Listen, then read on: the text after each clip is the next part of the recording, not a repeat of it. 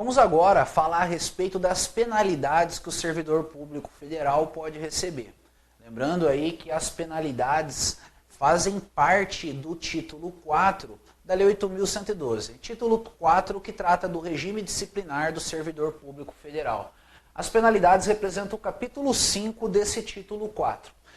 Então a gente vai começar aqui a análise desse assunto. No primeiro momento a gente vai conhecer quais são as penalidades que o servidor público federal pode receber. São 6 penalidades: a advertência, a suspensão, a demissão, a cassação de aposentadoria ou disponibilidade, a destituição de cargo em comissão e a destituição de função de confiança.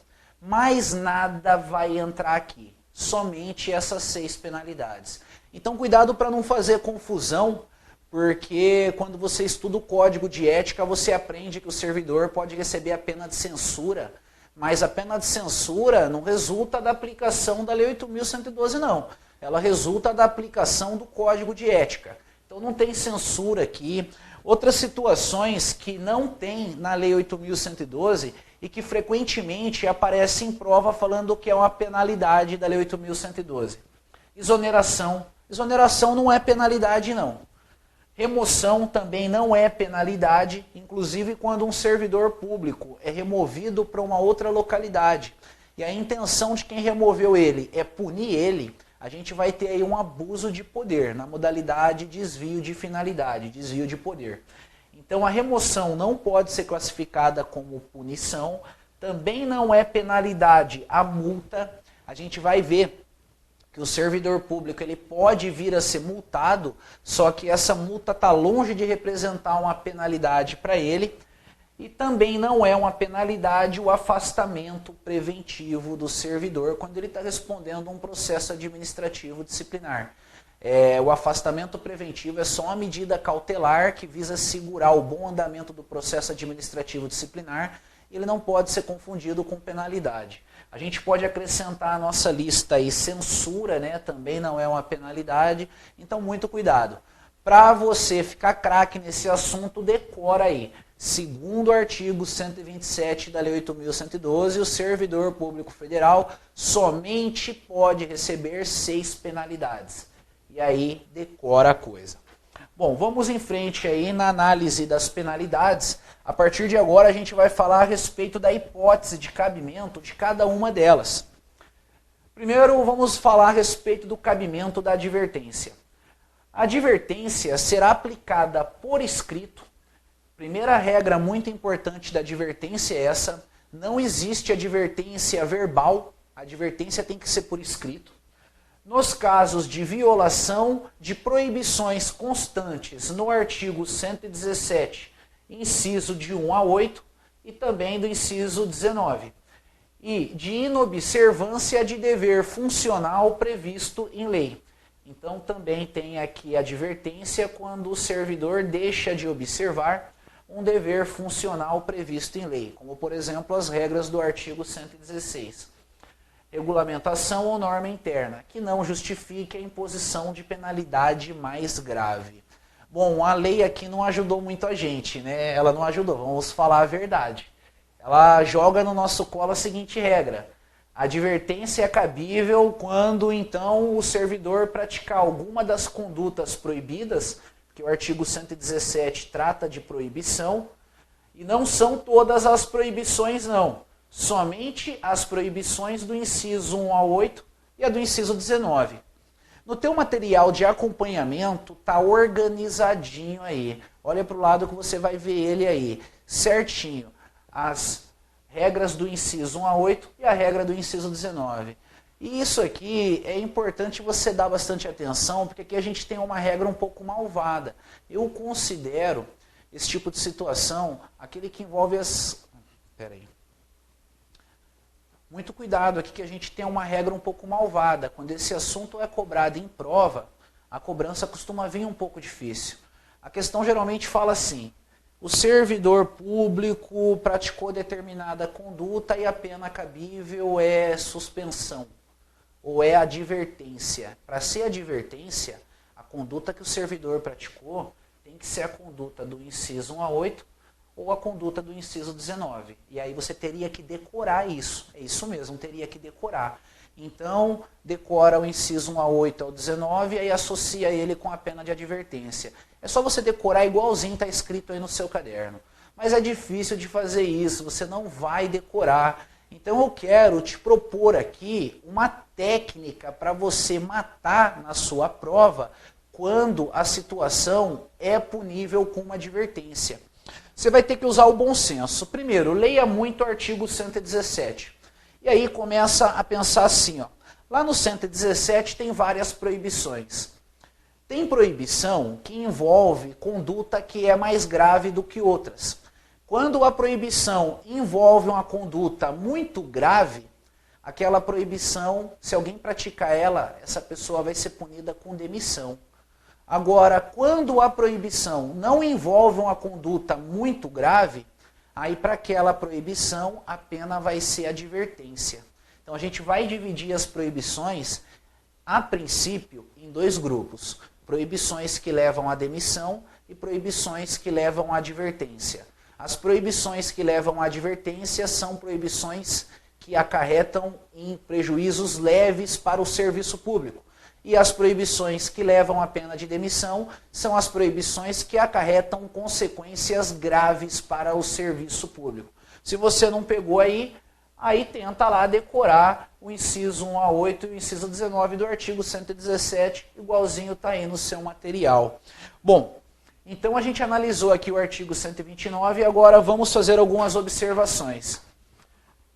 Associa a advertência com a prática de condutas proibidas que não causam consequências negativas muito graves para o serviço público. A observação que eu acabei de fazer foi reforçada aqui no slide. E uma outra observação importante é que a advertência pode ser aplicada tanto ao ocupante de cargo efetivo quanto ao ocupante de cargo em comissão. Qualquer um dos dois aí pode receber uma advertência se eles praticarem alguma das proibições descritas aqui no inciso 1 a 8 ou a do inciso 19 da Lei 8.112.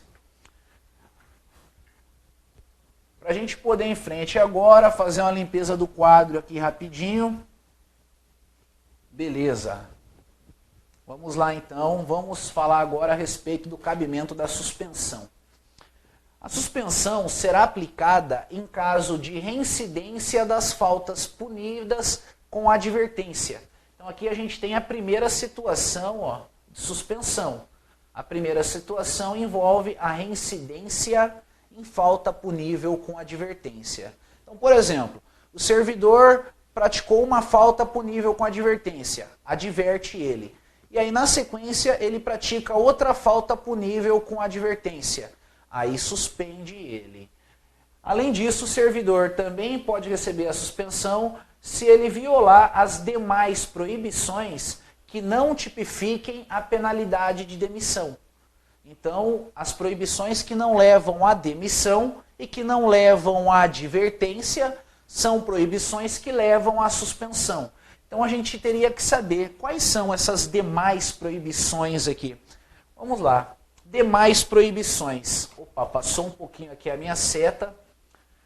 Aqui a gente tem duas regrinhas do artigo 117, que se o servidor público cometer, ele vai ser punido com suspensão diretamente. Aqui a gente tem que se o servidor cometer a outro servidor atribuições estranhas ao cargo que ocupa, exceto em situações de emergência, ele é suspenso. Ele também é suspenso se ele exercer quaisquer atividades que sejam incompatíveis com o exercício do cargo ou função e com o horário de trabalho. Então, olha só, por enquanto, nós temos 3 situações puníveis com suspensão. A suspensão vale a pena decorar. Primeira situação punível com suspensão, reincidência na advertência.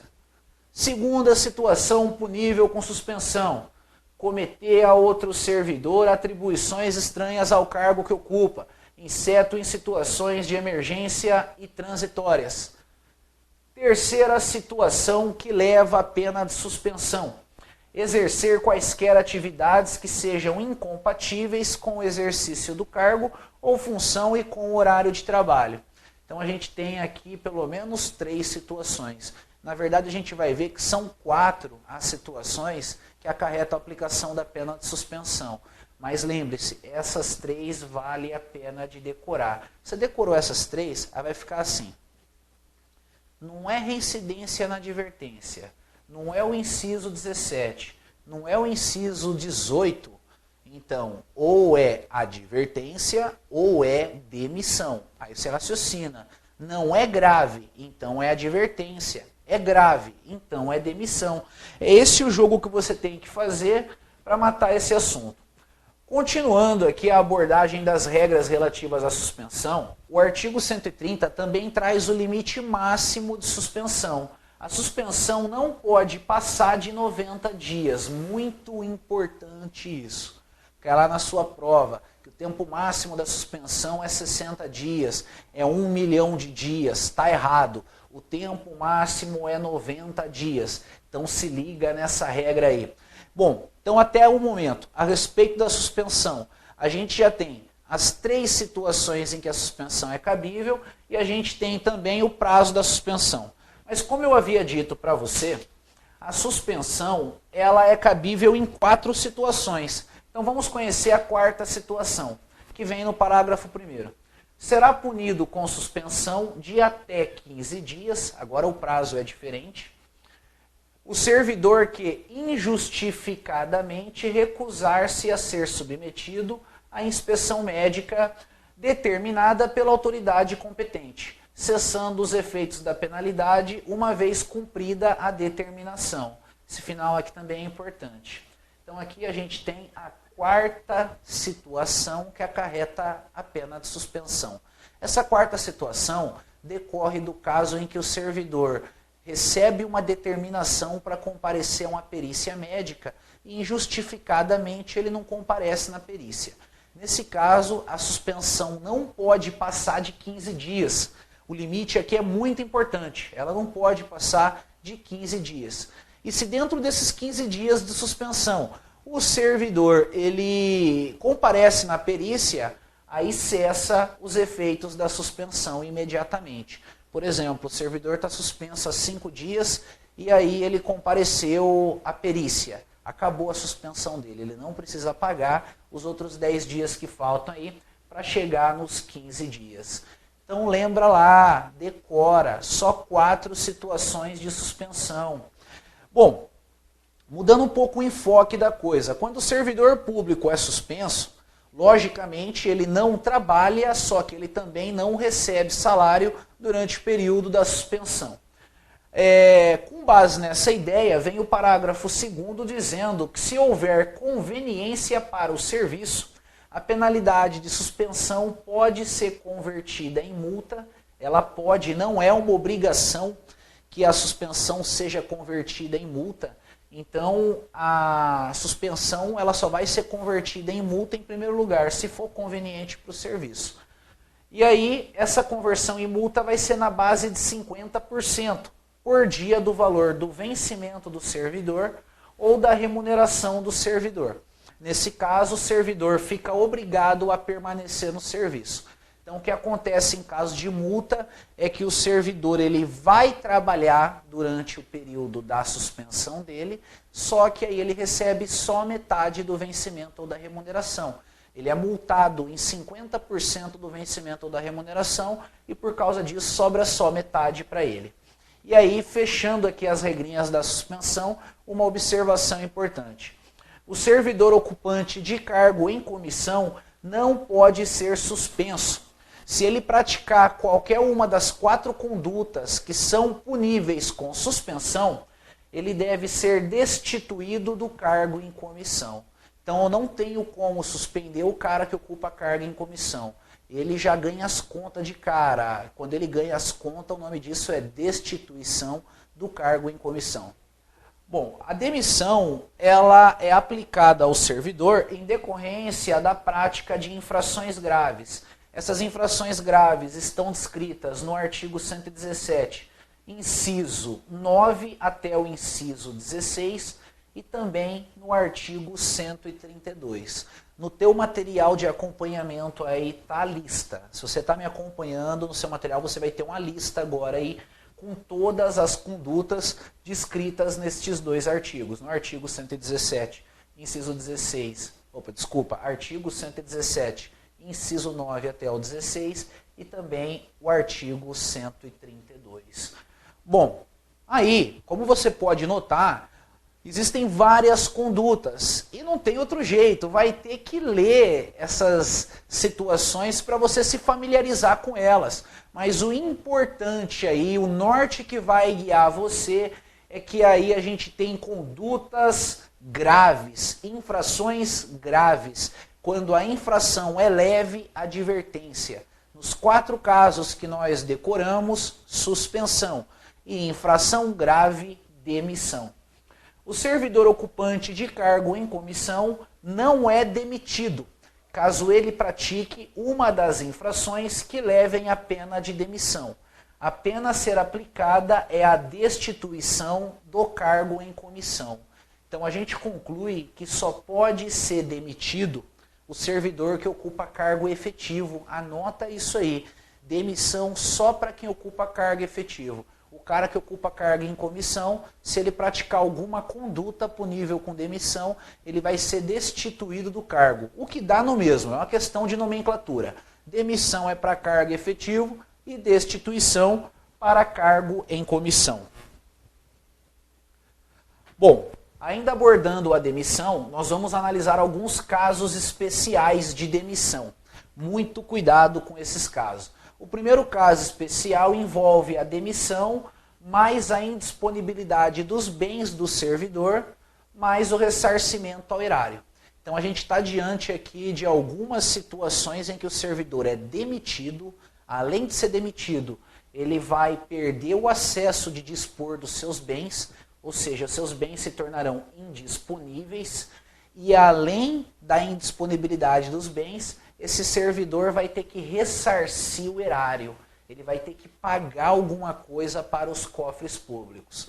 Essa situação é regulada no artigo 136, que diz: a demissão ou a destituição do cargo em comissão, nos casos dos incisos 4, 8, 10 e 11 do artigo 132, implica a indisponibilidade dos bens e o ressarcimento ao erário sem prejuízo da ação penal cabível.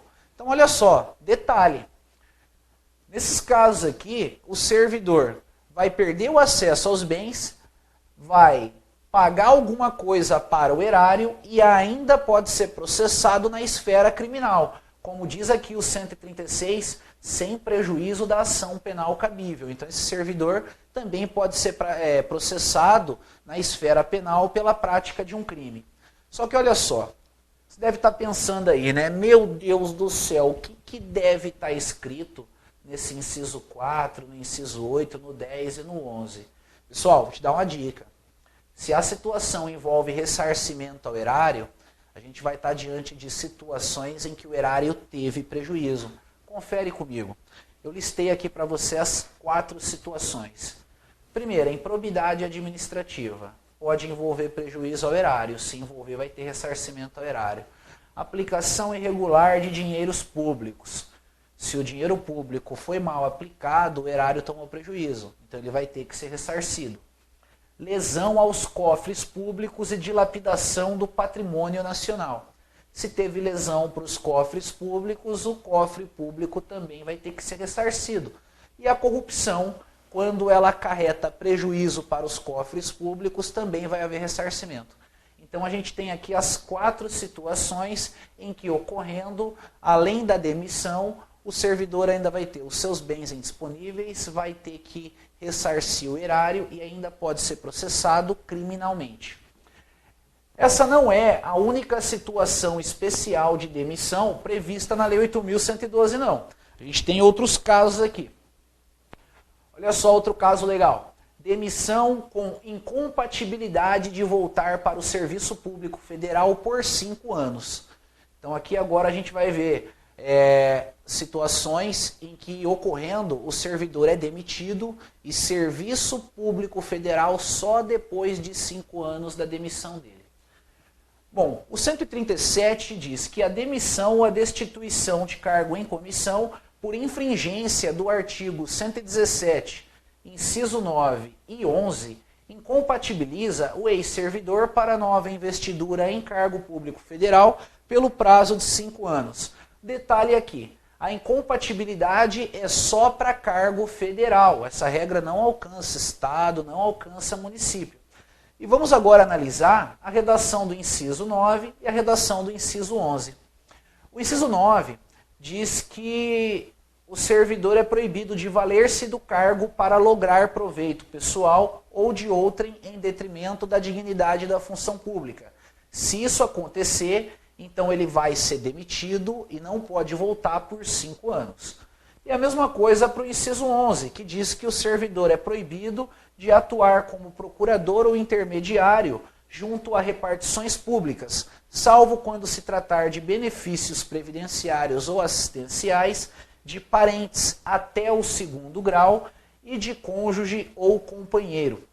Bom, então nessas duas situações, que são situações decoreba mesmo, ocorrendo elas, o servidor é demitido e não assume cargo público federal por 5 anos. Muito importante saber isso aí. E aí, para finalizar, a última situação especial de demissão que a gente tem uma situação onde o servidor é demitido e, além de ser demitido, vai ocorrer a incompatibilidade de retornar para o serviço público federal para sempre. É isso mesmo, para sempre. O cara nunca mais vai poder voltar para o serviço público federal. Isso aí vem descrito no parágrafo único do artigo 138, que diz: não poderá retornar ao serviço público federal o servidor que for demitido ou destituído do cargo em comissão por infringência do artigo 132, inciso 1, 4, 8, 10 e 11. Então, bom, a gente precisa saber o que está escrito aqui, né, no inciso 1, 4, 8, 10 e 11. Vamos jogar ele no quadro aí. O inciso 1 está falando de crime contra a administração pública. Então, se o servidor pratica um crime contra a administração pública, ele é demitido e não volta para o serviço público federal nunca mais. A mesma coisa no caso de improbidade administrativa, de aplicação irregular de dinheiros públicos, lesão aos cofres públicos e dilapidação do patrimônio público, e também no caso de corrupção. Pessoal, aqui para te ajudar, você pode fazer o seguinte, ó. Você pode pegar e usar essa palavrinha para ajudar você a memorizar 5 situações. Clica. Primeiro C, crime contra a administração. L, lesão ao erário. I, improbidade administrativa. C, corrupção. E A, aplicação irregular de dinheiros públicos. Então esse clica aqui pode ajudar você a memorizar as 5 situações em que o servidor ele vai ser demitido e vai ficar proibido de voltar para o serviço público federal para sempre. Vamos agora falar a respeito do cabimento da cassação da aposentadoria ou disponibilidade. Essa pena aqui é aplicada para o servidor que está aposentado ou está em disponibilidade. E ela é equivalente a uma demissão. O servidor vai perder a aposentadoria dele ou vai perder a disponibilidade dele. Isso acontece porque na atividade o servidor praticou alguma falta punível com demissão. Funciona assim, quando o servidor trabalhava, ele praticou uma falta punível com demissão, mas ele não foi demitido na época. Descobriram a situação depois que ele já estava aposentado. Mesmo assim, pode abrir um processo administrativo disciplinar contra esse servidor e pode demitir ele depois de aposentado mesmo. Ele perde a aposentadoria dele. Só que aí o nome da coisa não é demissão, o nome é cassação da aposentadoria ou da disponibilidade. Então, vamos analisar o texto legal que diz que será cassada a aposentadoria ou a disponibilidade do inativo que houver praticado na atividade falta punível com demissão. Bom, cuidado, às vezes cai na prova. O servidor inativo não pode ser penalizado pela prática de infrações administrativas. Está errado. Ele pode ser penalizado sim, ele pode perder a aposentadoria dele. Então a Lei 8.112 prevê punições para o servidor ativo e também para o inativo. E aí, por fim, a gente tem o cabimento da pena de destituição. tanto a destituição do cargo em comissão como a da função de confiança. O artigo 135 diz que a destituição do cargo em comissão exercido por não ocupante de cargo efetivo será aplicada nos casos de infração sujeita às penalidades de suspensão e demissão. Então, bom, conforme a gente já tinha visto, quando a pessoa ocupa cargo em comissão, ela não pode ser suspensa e nem demitida. Caso ela pratique uma conduta punível com suspensão ou demissão, essa pessoa vai ser destituída do cargo em comissão ou da função de confiança. E aí o parágrafo único diz que, constatada a hipótese de que trata este artigo, a exoneração efetuada nos termos do artigo 35 será convertida em destituição de cargo em comissão. Vamos interpretar com calma aqui esse parágrafo único. Vamos supor que uma pessoa ocupava um cargo em comissão, aí essa pessoa foi exonerada, e depois que essa pessoa foi exonerada, que exoneração não é punição, descobriu-se que essa pessoa praticou uma infração punível com demissão. Abre o processo administrativo disciplinar contra essa pessoa normalmente, apura a coisa.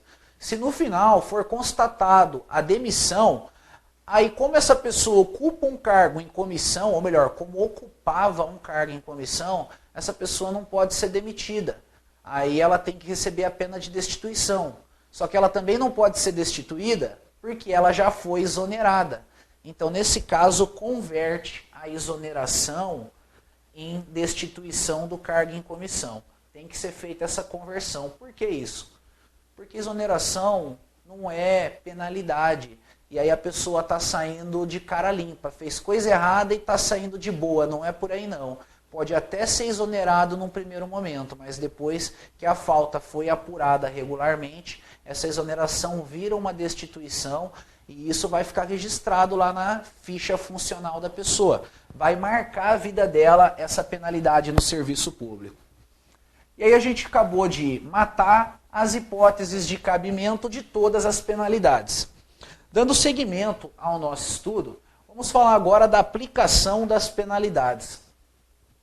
Na aplicação das penalidades, serão consideradas a natureza e a gravidade da infração cometida, os danos que dela provierem para o serviço público, as circunstâncias agravantes ou atenuantes e os antecedentes funcionais.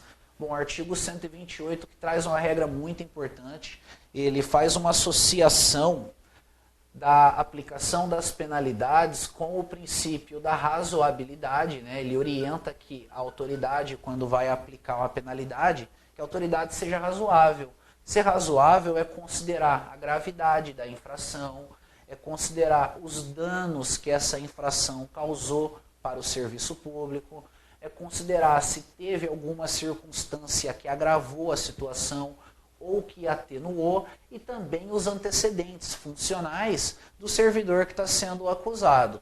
Então lembre-se, a autoridade aplicadora da penalidade tem que ser razoável. E aí o parágrafo único diz que o ato de imposição da penalidade mencionará sempre o fundamento legal e a causa da sanção disciplinar. Ou seja, segundo o parágrafo único, a penalidade tem que respeitar ao princípio da motivação. A penalidade vai ter que ser motivada, a autoridade tem que colocar o porquê da aplicação daquela penalidade, qual que foi a norma legal violada para poder fundamentar a aplicação dessa penalidade. Bom, a partir do momento que nós já dominamos esses dois princípios que vão orientar a aplicação das penas, a partir de agora, a gente vai tomar conhecimento a respeito de quem tem competência para a aplicação de cada penalidade. Qual é a autoridade competente para punir? A gente vai partir de uma hierarquia de gravidade das penas. Primeiro, a gente vai falar a respeito de quem tem competência para punir, aplicando pena de demissão ou de cassação, de aposentadoria ou disponibilidade. Para saber quem pode aplicar essas penas, a gente tem que saber qual que é o poder que o servidor que vai ser punido está ligado. Então, olha só, a gente vai ter aqui o servidor dentro do poder executivo vai ser de um jeito, Dentro do legislativo vai ser outra autoridade, dentro do judiciário vai ser outra autoridade e dentro do Ministério Público outra autoridade. Detalhe, Ministério Público é poder? Não, Ministério Público não é poder, ele é um órgão, mas eu vou colocar ele aqui assim por questão didática. Dentro do Poder Executivo, a pena de demissão é aplicada pelo Presidente da República. O Presidente da República pode delegar a aplicação da pena de demissão para os ministros de Estado. Então a gente diz que essa competência aqui é uma competência delegável.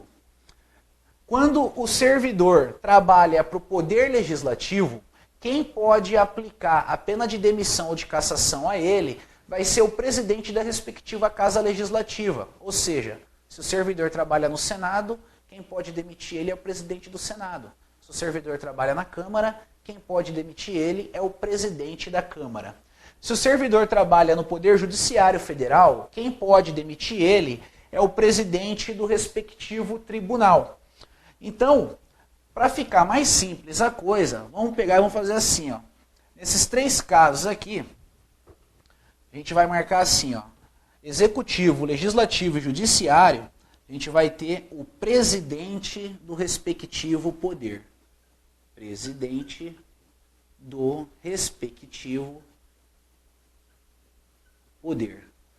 O presidente do Poder Executivo é o presidente da República, o presidente do Poder Legislativo vai ser, no caso da Câmara, o presidente da Câmara, no caso do Senado, o presidente do Senado. O presidente do Poder Judiciário vai ser o presidente do respectivo tribunal. Por exemplo, se o servidor trabalha no STF, é o presidente do STF. Se o servidor trabalha no STJ, é o presidente do STJ. Já no caso do servidor que trabalha no Ministério Público, aí quem é competente para aplicar a demissão a ele é o Procurador-Geral da República, o PGR. Então aqui a gente tem uma autoridade que não é presidente, Procurador-Geral da República. Beleza, a gente matou aqui a regrinha relacionada à competência para demitir. Agora a gente vai falar a respeito da suspensão acima de 30 dias. A Lei 8.112 ela não é bem precisa aqui não. Ela fala que a suspensão acima de 30 dias pode ser aplicada pela autoridade imediatamente inferior a que demite. Então aqui a gente tem autoridades imediatamente inferiores às que demitem. Então, como a Lei 8.112 aborda o assunto assim, não discriminando precisamente quem é a autoridade, as bancas de prova também abordam assim. Quando cai lá na sua prova, suspensão acima de 30 dias, vai vir desse jeito a resposta certa. Essa pena é aplicada por uma autoridade imediatamente inferior àquela que pode aplicar pena de demissão. Bom, vou apagar aqui para a gente continuar usando esse espaço em branco para analisar a competência para aplicação de penalidade aqui. A gente tem ainda dois casos que a gente tem que falar a respeito. Se trata da suspensão até 30 dias e também a pena de advertência. Então, suspensão até 30 dias, mais advertência, né? E advertência. Aqui a gente vai ter o próprio chefe da repartição pública. Ele é competente para aplicar essas duas penalidades. E por fim, a gente tem a pena de destituição. Tanto faz-se destituição do cargo em comissão ou da função de confiança. A pena de destituição é aplicada pela mesma autoridade que tem competência para fazer a nomeação. Então aqui a gente vai colocar autoridade que nomeia. E é isso aí.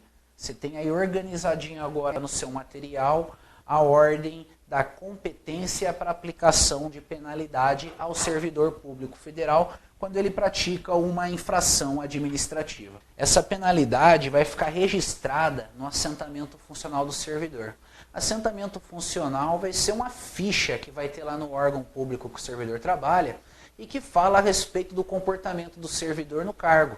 Quando ele falta, quando ele dá atestado médico, quando ele faz alguma coisa, seja certo, seja errado, isso vai ser registrado ali. É claro que nem tudo vai ser registrado, nem tudo que é certo, mas pelo menos tudo que ele fizer de errado, com certeza vai ser registrado ali. No caso das penalidades, elas também são registradas, só que esse registro não é eterno não. Com o passar do tempo, ocorre o cancelamento do registro. Funciona assim. As penalidades de advertência e de suspensão terão seus registros cancelados após o decurso de 3 e 5 anos de efetivo exercício, respectivamente. Então, olha só, em 3 anos vai cancelar a aplicação da advertência. Em 5 anos, cancela a aplicação da pena de suspensão. E a demissão e as outras penas, elas vão cancelar quando? Nunca. As outras penas não cancelam o registro. Então lembra lá, demissão não cancela o registro. Anota aí no teu material. Segundo o artigo 131, o registro que é cancelado é o registro da advertência e da suspensão. E é muito importante você saber esse prazo aqui. Prazo para o cancelamento da advertência 3 anos, prazo para o cancelamento da suspensão 5 anos. A coisa funciona assim, se o servidor público receber uma advertência e dentro do prazo de 3 anos ele pratica outra conduta punível com advertência, aí ele é suspenso. Agora, se ele já tiver pagado esses 3 anos aqui de advertência, já cancelou o registro da advertência, aí se ele praticar outra conduta punível com advertência, ele recebe advertência mesmo, ele não é mais considerado reincidente. Então, dentro do prazo que o registro está valendo, é que é configurada a reincidência. Fora desse prazo, não tem reincidência. E aí o parágrafo único traz uma regrinha que é só para decorar mesmo. Quando ela cai em prova, cai a decorebinha dela. Quando mexe nela, ela está errada. O cancelamento da penalidade não surtirá efeitos retroativos. Aí cai lá na sua prova. Quando cancela o registro da penalidade, esse cancelamento de registro tem efeito retroativo, negativo. Cancelamento do registro não tem efeito retroativo. O efeito dele é prospectivo, ou seja, é para o futuro. Então, o prazo de cancelamento do registro foi visto. E vamos agora falar do último assunto desse nosso bloco, que é a prescrição da ação disciplinar. O artigo 142 da Lei 8.112 diz que a ação disciplinar prescreve em 5 anos para aplicação da pena de demissão, da pena de cassação de aposentadoria ou disponibilidade e para a pena de destituição de cargo em comissão. Ela prescreve em 2 anos para aplicação da suspensão e prescreve em 180 dias para aplicação da pena de advertência. O que significa o seguinte, se o servidor praticou uma conduta punível com demissão, a administração tem 5 anos para demitir ele. Se não demitir em 5 anos, não vai poder demitir mais. Se o servidor praticou uma conduta punível com suspensão, a administração tem 2 anos para suspender ele. Senão não pode suspender mais. Olha pessoal, vou dar uma dica. As bancas de concurso, não sei porquê, elas têm uma atração em cobrar aqui a regra da suspensão. Então, pelo menos essa decora. A suspensão prescreve em 2 anos. Essa cai demais em prova de concurso público. Bom, mas além de saber esses prazos aqui, a gente também tem que saber como que conta esses prazos. Por exemplo, o servidor praticou uma falta punível com advertência. A prescrição da advertência se dá em 80 dias.